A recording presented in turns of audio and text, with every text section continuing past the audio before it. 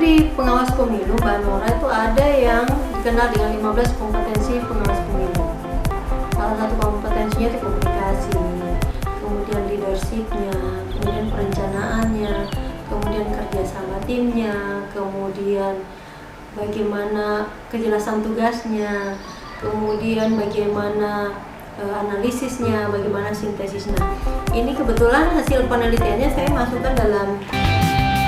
Halo sahabat Bawaslu sekalian, dimanapun kalian berada. Kali ini kita sedang berada dalam acara Bonsai, obrolan santai, yaitu salah satu program dari Humas Bawaslu Jakarta Timur. Perkenalkan, saya Noralia Ulfa. Di sini saya sebagai host pada kesempatan kali ini. Saya bersama dengan Ibu Rahma, yaitu Korbit SDM Bawaslu DKI Jakarta. Bagaimana kabarnya Ibu? Alhamdulillah kabarnya sehat. Gimana Mbak Nora? Alhamdulillah sehat juga Ibu. Ya, kita harus menjaga kesehatan sekarang di tengah pandemi, apalagi ada varian baru ya. Jadi sama-sama semoga kita sehat selalu. Amin. Izin buka masker ya Bu. Siap. Nah Bu, sebelumnya kita santai-santai dulu ya aja Bu. Bagaimana sih Bu menjaga imunitas tubuh dalam keadaan COVID pandemi saat ini Bu? Ya. Kalau sekarang kan berarti kita menjaga imunitas tubuh itu yang pertama adalah tentu asupan makanan, minuman kita itu yang sebisa mungkin yang bergizi. Kita menghindari lah yang misalnya hal-hal yang es dan sebagainya yang mungkin bisa memicu gitu ya. Kemudian yang kedua tentu ini berolahraga secukupnya. Jadi kalau ada waktu kita sempatkan juga untuk berolahraga ringan. Nggak ada waktu yang cukup banyak, mungkin di rumah kita bisa gimana menggerakkan tubuh menggunakan waktu 1 atau 2 jam gitu. Jadi harus ada waktu yang kita sisakan untuk kegiatan tersebut. Berarti selama ini yang Ibu lakukan kegiatan sehari-hari menjaga imunitas itu salah satunya olahraga ya Bu? Menjaga makanan, terus pola tidur. Betul, pola tidur ya salah satunya.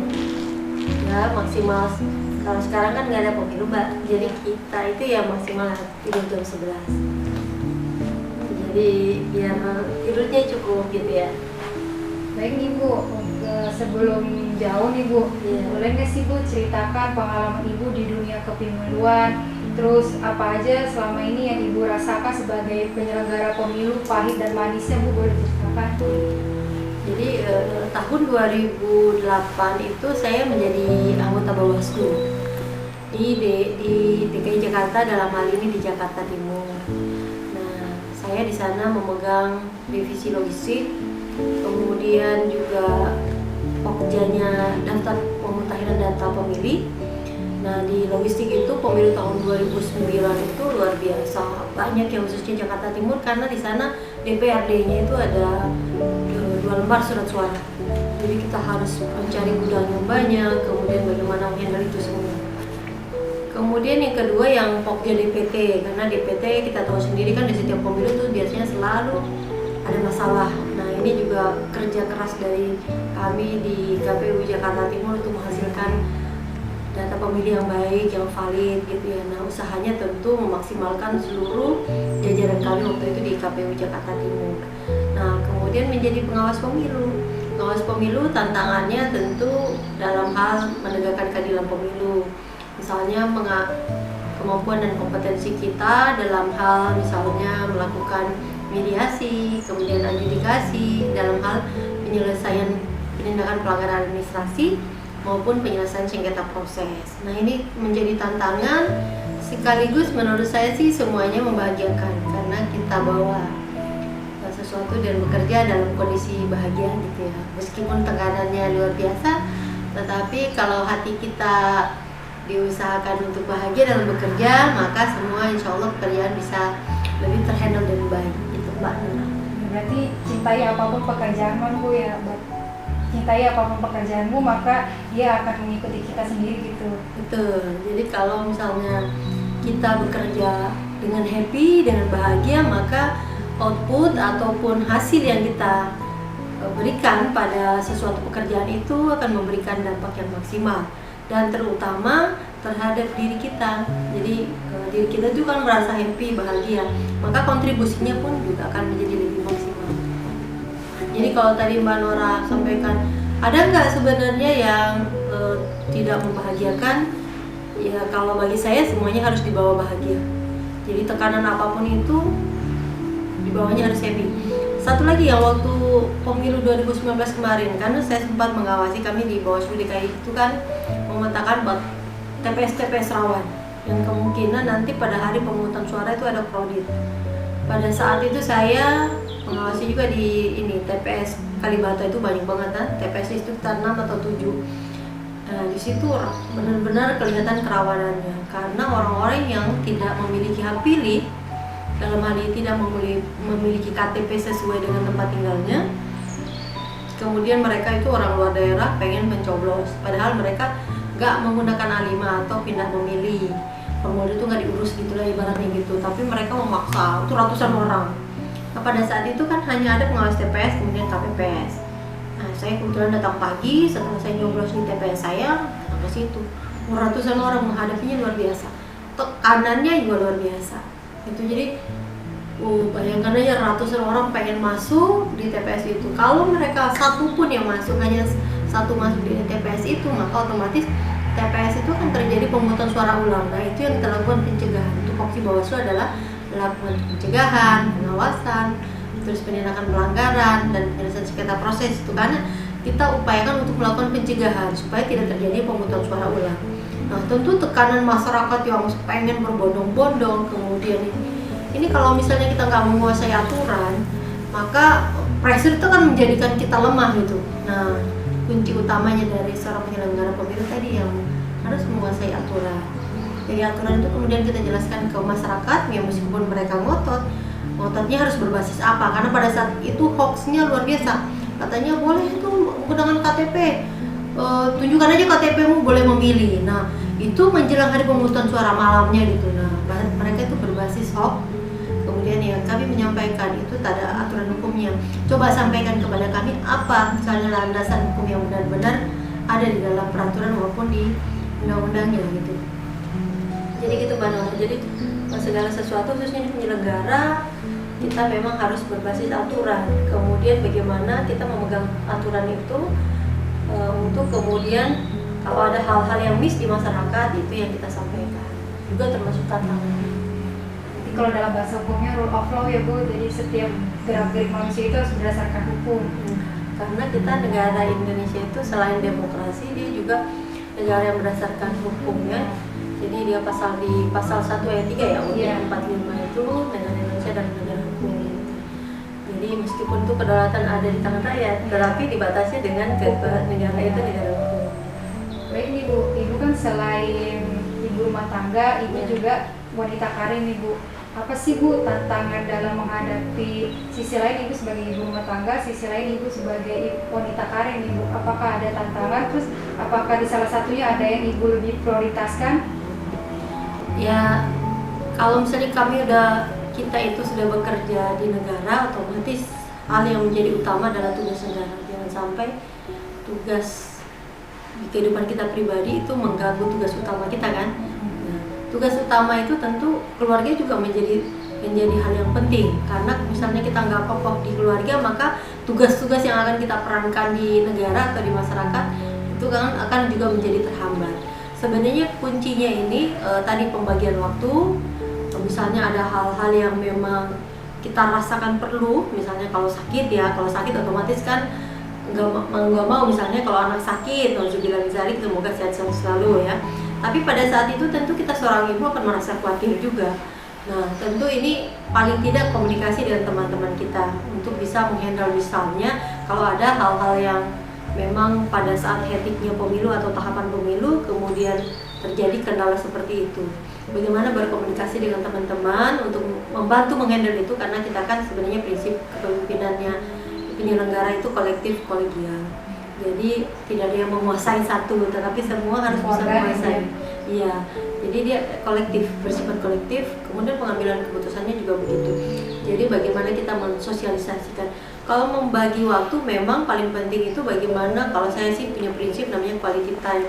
Jadi kualitas, 1 jam berkualitas itu lebih baik daripada 40 jam atau 24 jam yang tidak berkualitas. Jadi kalau misalnya pada keluarga meskipun 1 jam tapi kualitasnya sangat tinggi, maka itu akan bisa menghandle ibaratnya banyak hal yang bisa, termasuk misalnya kita memberikan pendidikan ataupun ada hal-hal muatan yang buat anak tentunya kan harus menjadi fondasi juga. Kita seorang ibu kan punya tanggung jawab juga memberikan banyak hal pendidikan yang memang tidak didapatkan di sekolah gitu kan. Misalnya pendidikan moralnya, kemudian bagaimana tanaman-tanaman nilainya itu kan kita juga orang tua ya punya tanggung jawab meskipun kita bekerja tetapi harus bisa memerankan itu. Nah, prinsip yang tadi saya jalankan itu adalah manajemen waktu dalam hal ini memberikan kualitas terhadap misalnya 1 jam berkualitas lebih baik dari prinsipnya daripada yang lainnya. Jadi bagaimana membuat kualitas-kualitas itu harus kita maksimalkan kalau kita berada di lingkungan keluarga kita, demikian pula kita bekerja.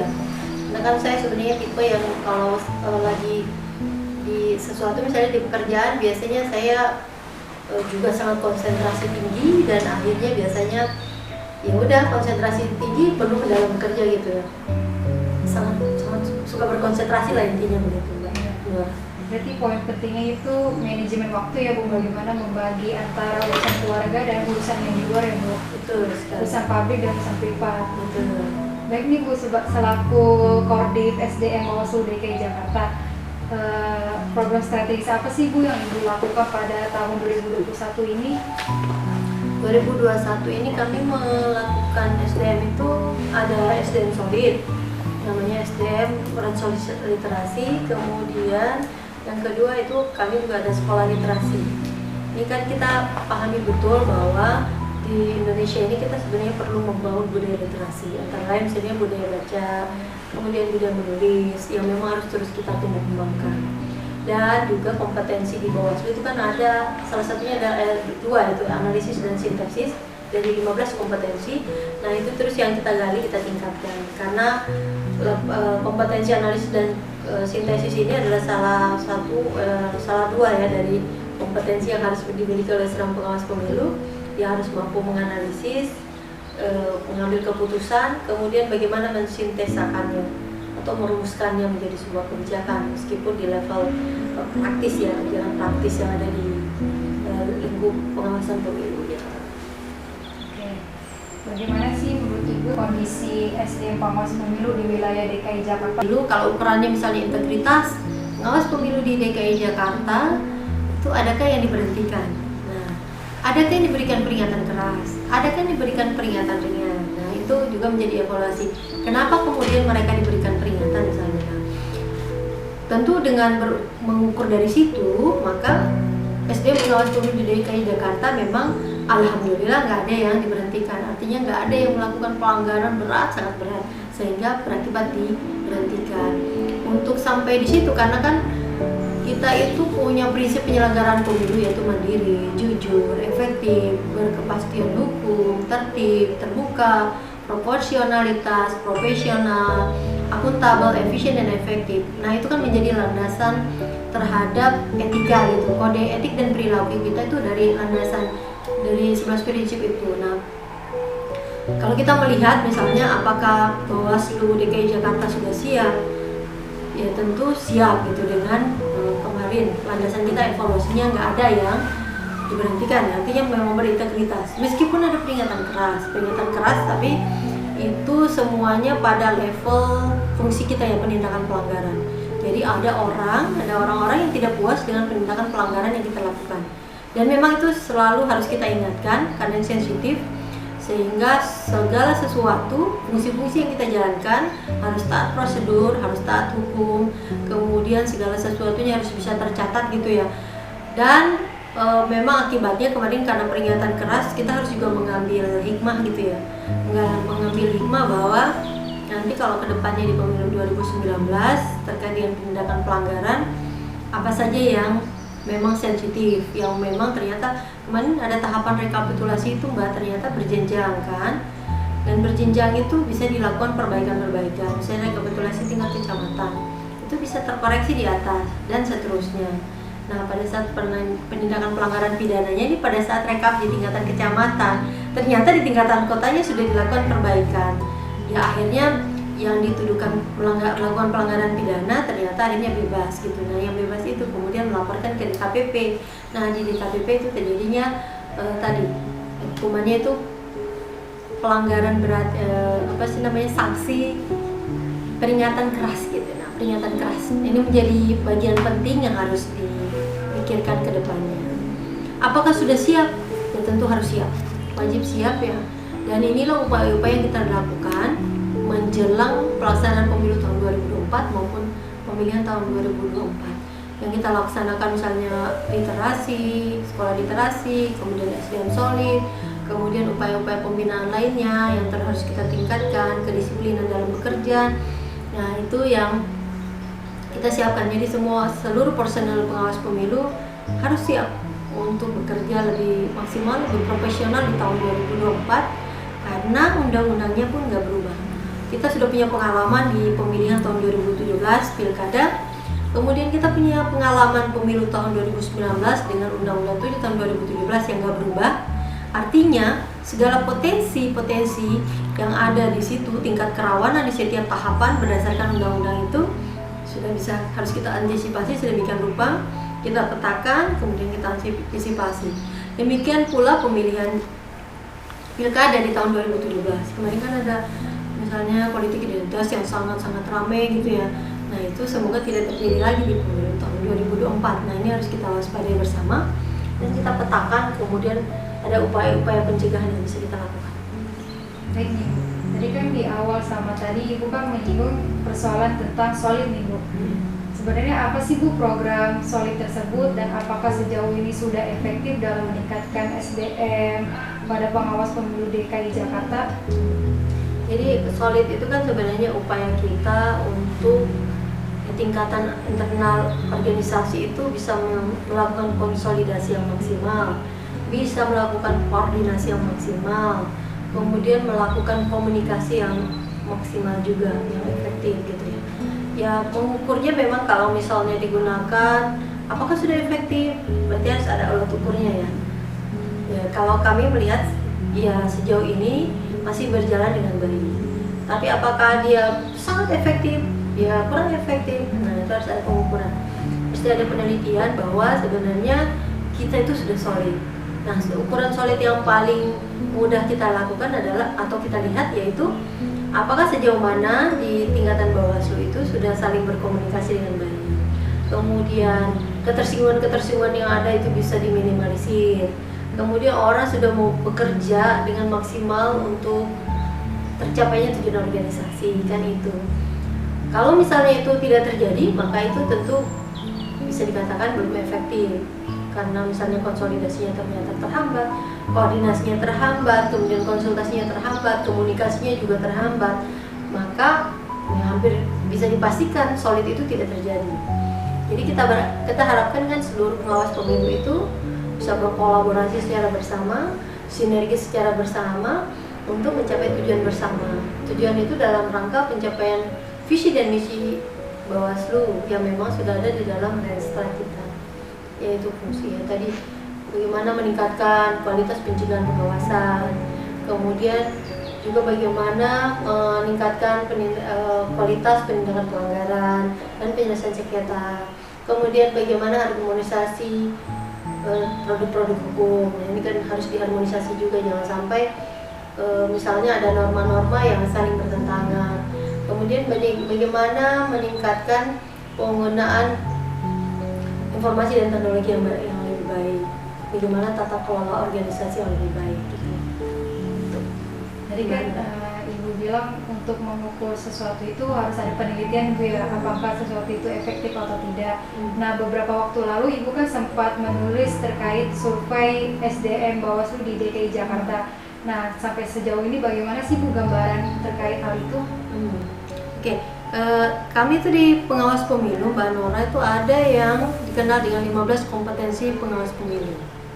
Salah satu kompetensinya itu komunikasi, kemudian leadership-nya, kemudian perencanaannya, kemudian kerjasama timnya, kemudian bagaimana kejelasan tugasnya, kemudian bagaimana analisisnya, bagaimana sintesisnya.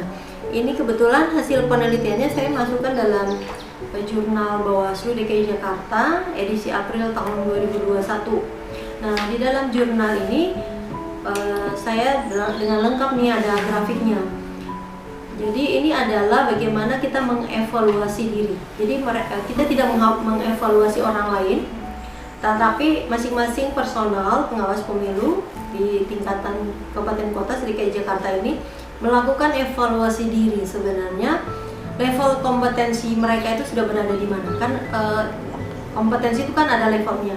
Ada level 1, level 2, level 3 dan level 4. Masing-masing kompetensi tadi misalnya komunikasi, kemudian juga ada penjabarannya. Nah, terkait dengan evaluasi mereka sendiri, ternyata memang harusnya kalau misalnya kalau orang mengevaluasi dirinya dia berada dong di level 4 gitu ya Mbak. Oh saya nih ada level 4 semua nih, saya maksimal nih kan gitu ya. Harusnya ternyata enggak juga. Ya karena saya meminta ini teman-teman mengukur sebenarnya level penguasaannya benar-benar ada di mana secara jujur gitu. Nah, memang hasil penelitiannya ini rata-rata level penguasaannya terhadap 15 kompetensi tadi baru untuk memenuhi standar level 4. Kayak sebenarnya standar tertinggi level 4. Harapan kita semuanya berada di sana. Itu masih berada di kisaran 20%. Masih rendah ya Bu? Masih rendah ya. Artinya evaluasi diri ya. Belum itu orang lain mengevaluasi. Iya. Ini belum, masih rendah juga ya. Kemudian dominannya itu masih berada di level 2 sebanyak 36%. Sedangkan sisanya itu berada di level 3 23% dan level 1 sebanyak 21%. Nah, itu rata-ratanya gitu ya. Kemudian kompetensi yang paling banyak memenuhi standar level 4. Jadi meskipun dia rata-ratanya rendah, tapi paling banyaknya itu berada pada kompetensi bekerja sama dengan efektif. Jadi di sana membangun tim dan mengelola kerjasama itu sebanyak 71,43%, agak lumayan ya, di atas lah 50%. Kemudian disusul kompetensi efisiensi mengelola sumber daya itu 35% dan kompetensi analisis, melakukan analisis kompleks sebanyak 32%. Jadi itu level penguasaan. Kemudian yang paling sedikit memenuhi standar level 4-nya itu yaitu kompetensi kesadaran sosial, kemudian modifikasi sosial, kompetensi sintesis juga membuat model baru ini masih 3,57%. Karena memang kompetensi sintesis ini memang agak maksimal sampai membuat pada model baru, bukan hanya kebijakan-kebijakan baru. Begitu Mbak Nora.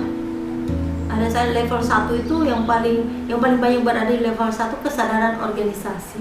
Jadi masih sebatas memahami struktur organisasi.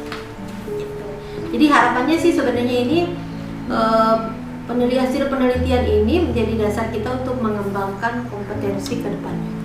Jadi biar lebih baik lagi ya, biar kita bisa sampai pada level 4 sehingga saya menganggap sangat perlulah hal itu, kompetensi analisis dan sintesis itu kita terus kembangkan.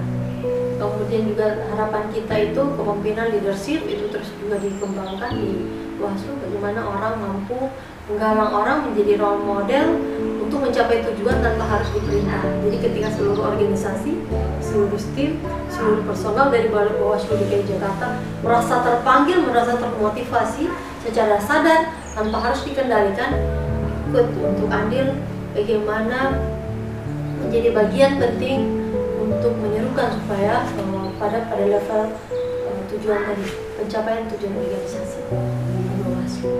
Baik nih Bu, secara keseluruhan bagaimana sih dan apa sih tantangan dan evaluasi dalam meningkatkan SDM kapasitas di Bawaslu DKI Jakarta khususnya, apalagi tadi kita lihat Bu dan saya dengar juga bahwasannya masih rendah Bu tingkat kesadaran terkait pengawasannya, apalagi evaluasi diri itu masih 20%. Nah, bagaimana menurut Ibu evaluasi dan tantangan hal tersebut untuk menghadapi dalam meningkatkan kapasitas SDM di Bawaslu DKI Jakarta?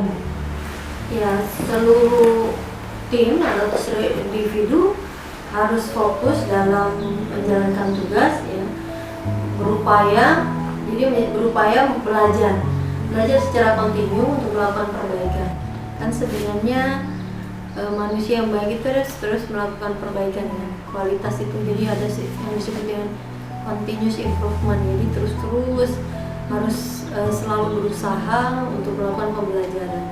Pembelajaran bukan hanya misalnya peraturan-peraturan, tetapi hal-hal yang di luar dari itu dalam upaya mengembangkan diri.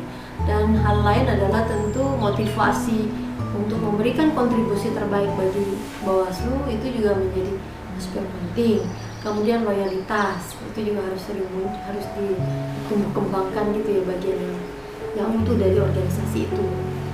Jadi tantangannya tentu ya memang ini butuh membangkitkan kesadaran daripada seluruh organisasi untuk fokus bagaimana mencapai tujuan, kemudian bagaimana seluruh SDM itu bisa melakukan peningkatan kualitas secara kontinu, secara masif, dan di seluruh level organisasi, baik di tingkatan yang rendah dari OB-nya, satpamnya harus berupaya membenahi diri sehingga citra organisasi juga semakin meningkat. Dan juga bukan hanya melihatkan eksistensi kelembagaan, tetapi juga peran-peran kelembagaan itu harus ditingkatkan. Jadi misalnya kayak dalam konteks ini kan kita nggak ada pemilu, masih persiapan. Bagaimana kita melakukan kreasi dan inovasi ya. Sekarang kan sangat terbuka sekali peluang untuk melakukan kreativitas dan inovasi. Tinggal sebenarnya ada kemauan nggak? Nah, jadi kemauannya itu harus ditumbuhkan, kemauan untuk menunjukkan peranan yang maksimal buat organisasi. Kalau dia sayang organisasi, maka dia akan memberikan kontribusi yang baik juga buat organisasi. Jadi dalam level terkecil, dalam hal yang terkecil, dalam hal yang sederhana, tetapi dia melakukan sesuatu, peranan itu yang kemudian bisa maksimal di masyarakat. Contoh kecilnya seperti apa tuh? Contoh kecil misalnya yang nggak berbasis anggaran, kan banyak kegiatan. Kalau di kota itu kan disampaikan dalam undang-undang pengembangan pengawasan partisipatif. Ini kan bagaimana? Apakah misalnya gini, seluruh level masyarakat itu sudah tersentuh dengan pengembangan pengawasan partisipatif? Jangan-jangan masyarakat malah tidak tahu tentang siapa sih Bawaslu gitu misalnya gitu. Artinya apa? Ya di level kota, ya di level kelurahan, RT RW ini kan semua bisa digerakkan juga di kelompok-kelompok masyarakat, kelompok-kelompok arisan. Ya kan beberapa orang saja kalau kita continue untuk menyuarakan pengawasan partisipatif, ya kan, yang kadang-kadang mungkin masyarakat tergabung juga ya. Tapi kalau secara kontinu disuarakan, kita bisa menggalang sampai RT RW kecil, misalnya kan banyak sekali kelompok-kelompok arisan gitu, ibu-ibu gitu, anak-anak muda, anak-anak milenial, bagaimana tergerak misalnya untuk gadget mereka digunakan untuk tadi tolak politik uang, tolak politik identitas, kemudian bagaimana kemudian masyarakat bisa ikut andil di dalam setiap tahapan misalnya gitu, bagaimana mereka mau berpartisipasi dengan maksimal, kemudian memilih calon-calon yang memang kredibel gitu kan, itu Mbak Nara. Jadi ada saja upaya-upaya kita, termasuk kalau di Bawaslu kemarin kan kita berupaya untuk melakukan sesuatu yang memang ya juga anggarannya masih terbatas, sehingga kita cover dengan kegiatan-kegiatan lain dengan misalnya narasumber yang ya itu yang bisa dimintai tanda kutip keikhlasannya gitu ya, itu Mbak Nara. Untuk meningkatkan pengawasan partisipatif, salah satu program yang dilakukan Bawaslu kemarin itu SKPP ya Bu. Dia bisa menyeluruh kepada masyarakat bawah secara grassroots maupun salah satu juga program bonsai ini bisa menyeluruh kepada masyarakat, apalagi sekarang lagi zaman 4.0 ya Bu, bisa semuanya tuh bisa menyangkut ke seluruh jajaran masyarakat yang paling bawah sampai paling atas sekaligus. Baik nih Bu, di luar aktivitas kelembagaan, apa sih harapan dan pesan-pesan yang bisa Ibu berikan kepada jajaran pengawas pemilu di wilayah DKI Jakarta dalam rangka meningkatkan kapasitasnya sebagai pengawas pemilu nih Bu? Pertama, mari belajar, karena nggak ada manusia itu yang lahir dan sempurna. Semua dari proses pembelajaran, belajar untuk menjadi lebih baik. Nah, hari ini harus lebih baik dari yang kemarin kan. Besok tentu kita berharap lebih baik lagi dari yang kemarin. Jadi harus ada target-target yang dicapai. Jangan biarkan mengalir begitu saja. Kalau di organisasi mesti ada upaya yang terus-menerus.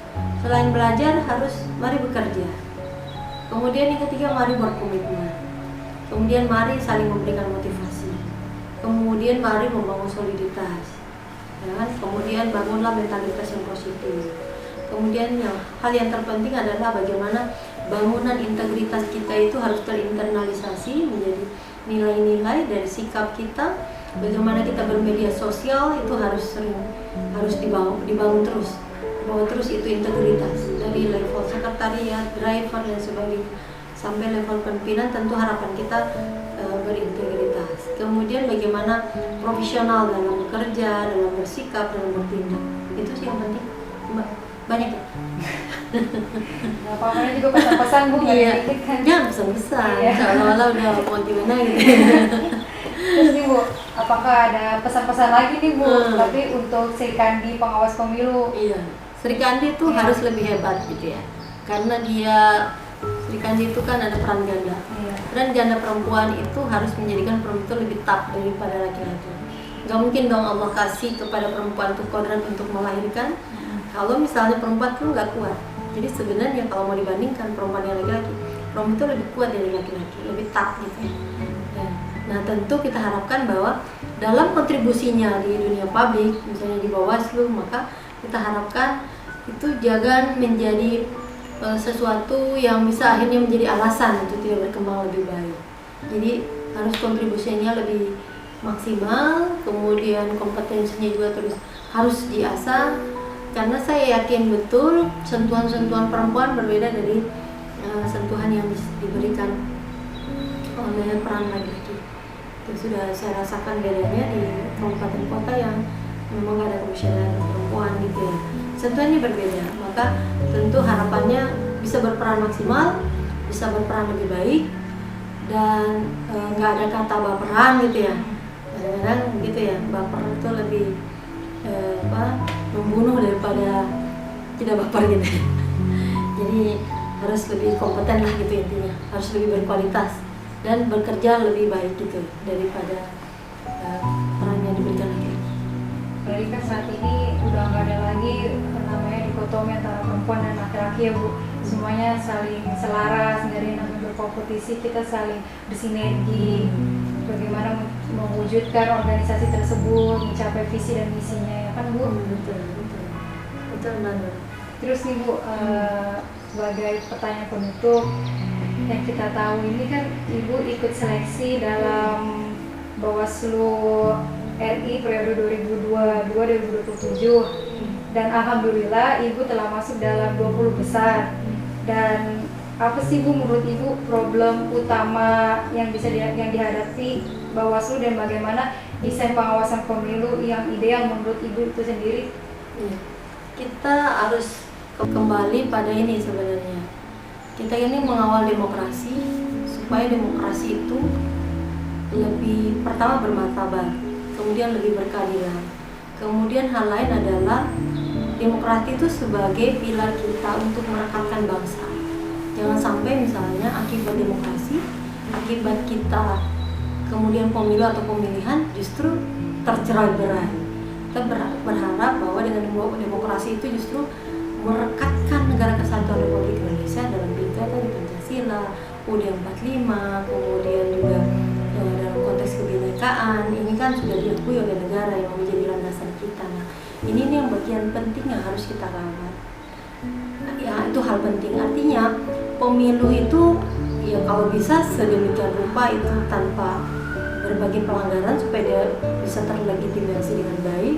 Kemudian fungsi-fungsi yang dijalankan oleh Bawaslu tentu harus melihat dari undang-undang di tahun 2017. Di sana ada fungsi pencegahan, ada pengawasan, kemudian penindakan pelanggaran dan penyelesaian sengketa proses. Nah itu kan menjadi tupoksi Bawaslu. Tetapi kan kalau misalnya kita lihatnya harus dikaitkan dengan usi-usi yang memang selama ini ada. Contoh politik uang yang terus merajalela kan menurut saya. Bahkan tagline-nya kan tanpa uang orang nggak mungkin terpilih lah gitu ya. Kayaknya agak bullshit, tapi ini kan sebenarnya menjadi musuh bersama. Kita bersama harus disadari komponen bangsa, kemudian ini harus menjadi suatu gerakan bersama. Kalau nggak ada gerakan bersama, saya yakin ini hanya menjadi jargon saja gitu. Terus yang kedua adalah politik identitas. Ini juga menjadi kunci keterbelahan masyarakat. Dan kita rasakan bahwa kontestasi itu berjalan terus-menerus, padahal sebenarnya yang sudah berkontestasi tadi, misalnya di Pilpres tadi sudah menyatu, tetapi masyarakat itu susah sekali menyatunya di bawah. Bahkan sampai sekarang kita harus masih melihat jargon-jargon negatif yang terus berkontestasi gitu loh, antara ini si A si B, jargonnya itu nggak pernah lepas sampai dengan kita mau pemilu 2024. Kita harapkan pemilu 2024 itu jauh lebih tenang, lebih aman, lebih bebas lagi pelanggaran-pelanggaran seperti itu. Kemudian tentu hoax tadi, hoax dan kampanye hitam kan. Hoax dan kampanye hitam itu kan hoax yang kita rasakan sekarang, hoax dalam bentuk apapun kan. Tetapi akhirnya kalau di pemilihan maupun di pemilu, hoax itu kan akhirnya menjadi racun juga. Seperti halnya misalnya proses pemungutan penghitungan suara kemarin, yang saya pun akhirnya menjadi bagian yang mengawasi dan menjadi yang terkena sesuatu yang harus dikerudui banyak orang akibat hoax yang beredar di masyarakat. Hoax yang sekarang saja, informasi-informasi menyesatkan terkait COVID misalnya, itu sebenarnya akhirnya saat sekarang ini seperti budaya gitu. Dengan kebablasannya teknologi informasi kan, maksudnya kita menikmati kebebasan teknologi informasi itu, tapi sekaligus tadi belum ada kesiapan dari kita semua masyarakat, atau mungkin ada juga yang ingin memancing dia ke bawah kita tidak tahu. Memang itu harusnya bisa ditindak lebih baik. Jadi 4 tadi utamanya politik uang, politik identitas, hoax, kemudian kampanye hitam. Ini harapan kita ke depannya bisa diminimalisir dalam bentuk fungsi tadi pencegahan, pengawasan yang maksimal, kemudian penindakan pelanggarannya. Kalau penyelesaian sengketa prosesnya ini kan lebih kepada tadi hal-hal yang memang sengketa antara peserta pemilu dengan penyelenggara, kemudian peserta dengan peserta. Yang lebih banyak pada penindakan pelanggaran. Penindakan pelanggaran itu kan bisa dalam bentuk administrasi maupun pidana pemilu. Nah itu juga wujud kepercayaan masyarakat juga terhadap Bawaslu, bagaimana peran-peran itu bisa kita maksimalkan. Nah, yang masih terkendala adalah penindakan pelanggaran pidana pemilu, karena di sana ada 3 lembaga yang harus bersama-sama bersinergi, kemudian berkoordinasi lebih baik, sehingga tidak ada menjadi alasan yang memang unsur-unsurnya sudah terbukti kemudian dinyatakan tidak terbukti. Akhirnya kan menjadi ketidakpercayaan masyarakat dan berwujud kepada kepercayaan terhadap lembaga Bawaslu. Itu Mbak Ana. Baik, tadi kan statement Ibu berharap bahwasannya di tahun 2024 nanti pemilu serentak tidak seperti saat pemilu serentak tahun 2019 Ibu. Tidak terjadi yang namanya politisasi uang, terus sara, hoax, kampanye hitam, maupun politik identitas dan lain-lain. Nah, apa sih Bu sebenarnya upaya yang dilakukan oleh Bawaslu itu sendiri dalam meningkatkan rasa kepercayaan masyarakat terhadap Bawaslu yang tadi Ibu singgung bahwasannya masyarakat ini dia tuh kurang percaya terhadap Bawaslu, apakah Bawaslu benar-benar melakukan tugas dan tupoksinya sebagai pengawas pemilu, dan bagaimana sih cara Bawaslu dalam meningkatkan kesadaran masyarakat itu sendiri, kepercayaannya terhadap Bawaslu Bu? Sebenarnya kalau misalnya antara 2 lembaga yang diperhadapkan, Bawaslu itu agak lebih terpercaya dibanding satu lembaga ya. Artinya gini sebenarnya, untuk mengukur tingkat dia berapa ratus persen sih ininya kepercayaan Bawaslu itu. Nah itu memang diukur harus secara valid kan, memang harus ada penelitian secara kuantitatif lah itu dia terpercaya atau tidak. Tapi selama ini Bawaslu itu dijadikan penindakan pelanggaran Bawaslu itu di Mahkamah Konstitusi itu menjadi dasar. Bahkan disebutkan berkali-kali dalam proses penyelesaian sengketa hasil di pemilu gitu ya. Kemudian demikian pula di pilkada juga sama. Kalau meningkatkan kepercayaan masyarakat Bawaslu, kepercayaan masyarakat terhadap Bawaslu itu banyak yang upaya yang kita lakukan, termasuk misalnya membangun sinergi dengan masyarakat. Kemudian tadi sekolah kader pengawas partisipatif itu juga dalam upaya meningkatkan kepercayaan masyarakat terhadap Bawaslu. Kemudian harapannya sih alumni SKPP itu menjadi sebuah kekuatan juga, karena kan anak-anak milenial, kemudian yang memang wawasannya, idealismenya masih sangat tinggi. Harapannya itu kan menjadi juga mau menjadi perpanjangan tangan Bawaslu yang bisa menyatakan bahwa ini baru loh kerjasama kita dengan Bawaslu supaya lebih baik, pemilu lebih baik, supaya orang masih banyak peduli, lebih banyak peduli lagi terhadap tadi tahapan-tahapan pemilu ataupun penyelenggaraan pemilu agar bebas dari pelanggaran. Kemudian setiap tahapan yang memiliki dugaan-dugaan potensi dugaan pelanggaran itu juga bisa diawasi secara maksimal, karena kita sadari kekuatannya dari penyelenggara atau Bawaslu kan masih sedikit ya, masih sangat sedikit nih. Memang ya dari tingkat TPS-nya 1, kemudian di kelurahannya hanya 1 pengawas pemilu, kecamatan hanya 3, kemudian kota hanya 5. Jadi harapannya tadi alumni SKPP, kemudian masyarakat, terus seluruh komunitas itu kemudian mari kita garap bersama supaya menunjukkan kekuatan, karena sebenarnya negara yang kuat, demokrasi yang kuat itu manakala memang masyarakatnya itu sudah lebih mandiri gitu. Jadi juga medianya juga ikut andil mengawasi, peradilannya juga menjadi peradilan yang kuat. Ya. Nah, sebelum menutup atau mengakhiri acara bonsai kita kali ini, ada nggak sih Bu pesan-pesan untuk yang bisa Ibu sampaikan kepada masyarakat sekitar? Oh iya, jadi pesan saya kepada seluruh warga masyarakat dimanapun berada ini, mudah-mudahan bonsai bisa sampai menyeluruh sampai ke, kalau bisa ke luar negeri ya, karena ini tanpa border ya. Ya, masyarakat ayo ikut andil di pemilu, karena kita tentu tidak berharap banyak kalau misalnya masyarakatnya, karena integritas pemilu itu ditentukan oleh 3 hal. Pertama adalah peserta pemilunya, yang kedua penyelenggara pemilunya, yang ketiga adalah masyarakat. Jadi masyarakat harus berupaya maksimal untuk menjadikan tadi berbagai pelanggaran sama-sama untuk tidak melanggar, karena yang menjadi sasaran atau objek daripada pelanggaran misalnya politik uang itu kan misalnya dari peserta kepada masyarakat. Nah, harapannya masyarakat bisa menolak. Demikian juga politik identitas, karena sesungguhnya politik identitas itu kan yang membekasnya di masyarakat. Bagi mereka elit politik begitu selesai berkontestasi, mereka sudah selesai, bahkan mereka bergabung dalam satu kabinet, artinya sudah selesai, tapi masyarakat masih menyisakan itu. Demikian pula hoax. Tentu berita yang buruk itu adalah ketika kebohongan itu disiarkan berulang-ulang dan akhirnya menjadi sebuah kebenaran. Nah, kita harapannya masyarakat itu tidak menjadi bagian yang menyebarkan hoax, karena itu tentu dosa juga di situ, menyebarkan hoax sesuatu yang tidak benar, dan masyarakat kemudian termakan dengan isu hoax itu, ya kita menjadi bagian atau memberikan dosa-dosa jariah tadi. Kemudian tentu harapan tidak berkampanye hitam. Kampanye hitam berbeda dengan kampanye negatif kan. Kalau negatif itu sesuatu yang benar, tetapi kita beritakan. Tapi hitam itu adalah yang benar-benar hitam, yang nggak sesuai dengan faktanya.